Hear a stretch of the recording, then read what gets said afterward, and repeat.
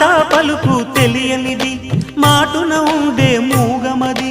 కమ్మని తలపుల కావ్యమయే కవితలు రాసే మౌనమది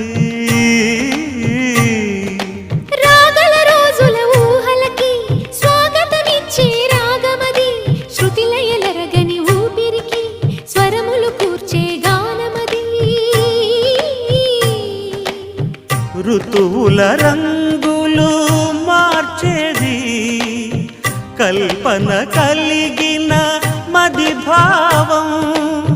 బ్రతుకును పాటగా మలిచేది మనసున కదిలిన మృదునాదం